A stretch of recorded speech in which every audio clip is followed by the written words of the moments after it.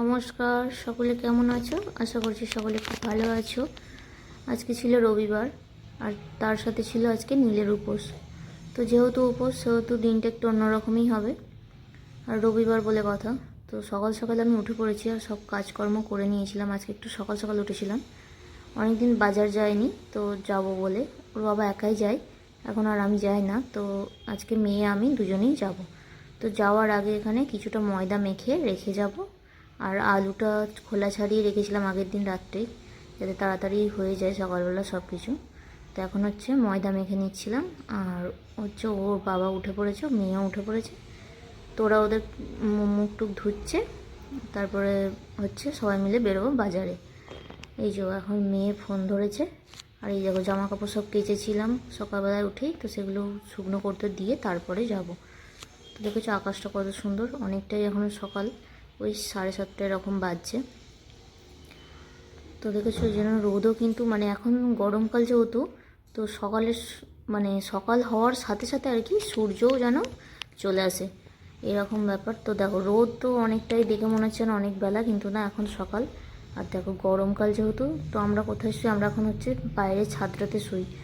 ওখানটায় শুলে খুব আরাম হয়, ঠান্ডা হয়, কুলারটাও চালানো হয়। ঘরে চালালে একটু গরম হয়, কিন্তু বাইরে চালালে অতটা গরম হয় না। আর এখন হচ্ছে রেডি হয়ে আমরা বেরিয়ে পড়েছিলাম বাজারে যাবো বলে, দেখো। আর এখানে এসে হচ্ছে এখন ক্যামেরা ধরার শেখানো চলছে, আমি যেরকম ধরেছি সেরকমই সেটা দেখাচ্ছিল, কীরকম করে ধরলে আর কি আমাকে দেখা যাবে। তো যাই হোক চলো, এই যে মেয়ের হাতে ব্যাগ, আর এখন চলে যাব বাজারে। দেখো সকালবেলা রাস্তা দেখো কত ফাঁকা, কিন্তু কিছুটা বেলার পর থেকে ওই 9টা-10টার পর থেকে কিন্তু এই রাস্তায় আর ফাঁকা দেখতে পাবে না। শুধু এই রাস্তা কেন, কোনো রাস্তায় ফাঁকা পাবে না, কারণ সকালবেলাটা অনেক জ্যাম কম থাকে। আর এরপর তো দোকান বাজার সব খুলে যায়, আর তখন যা ভিড় হয় সে ভিড় কথা আর বলার নয়। তখন হচ্ছে দাঁড়িয়ে দাঁড়িয়ে গাড়িতে যেতে হবে। এই দেখো বাজার থেকে আস্তে আস্তে 10টা 15 বেজে গেছিলো, অনেক জায়গা ঘুরে দরকার মিটিয়ে আর কি বাড়ি এসে চাই। যে মেয়ের পছন্দে আনা হয়েছিল আম, তো সেটাই ওর এখন খুব আনন্দ যে আম নিয়ে আসা হয়েছে।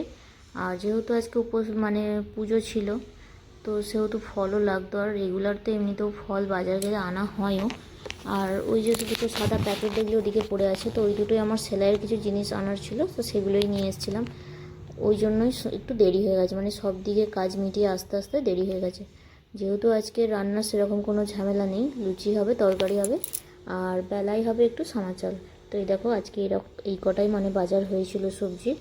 তো এখানে আমি এসে আলুটা কেটে নিয়েছি ঝপ করে, আর তারপর হচ্ছে এখন ময়দাটা মেখে চাপা দিয়ে রেখে গেছিলাম, তো এটাও খুব ভালো এখন নরম হয়ে গেছে।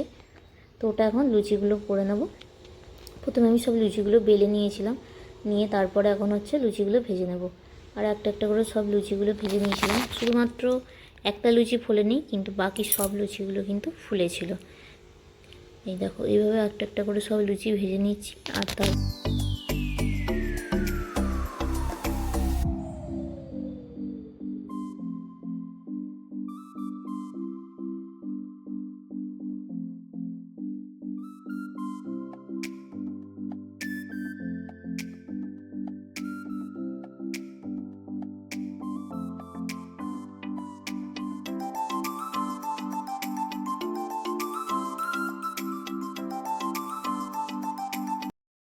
এখানে দেখো সব লুচি ভাজা আমার হয়ে গেছে।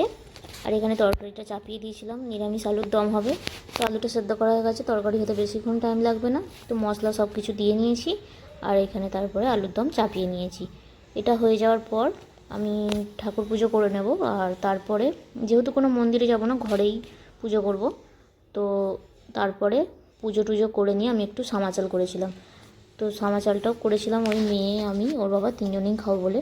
আর তারপরে ওর বাবা বাইরে করছিল ফ্রিজটা পরিষ্কার, অনেক দিন ফ্রিজটা ভালো করে পরিষ্কার হয়নি। এমনি টুকটাক করে পরিষ্কার করা হয়, কিন্তু ভালো করে যে একদম পুরো পরিষ্কার করে জল দিয়ে ধুয়ে দিলে সেরকম পরিষ্কারটা অনেক দিন হয়নি। তো সেটা আজকে বাবা বললো আমি পরিষ্কার করে দিই, তারপরে সবজিগুলো সব কিছু রাখা হবে। তো ওই জন্য বাজার থেকে এসে সবজিও কিন্তু পুড়ে রাখা হয়নি। এই যে ওইখানে ওর বাবা পরিষ্কার করছিল, আর মেয়ে দাঁড়িয়ে দাঁড়িয়ে দেখছিল। তো চলো আজকের ভিডিওটা এখানেই শেষ করছি, দেখা হচ্ছে পরের নতুন একটা ব্লগে। ততক্ষণ সবাই খুব ভালো থেকো, সুস্থ থেকো, সাবধানে থেকো।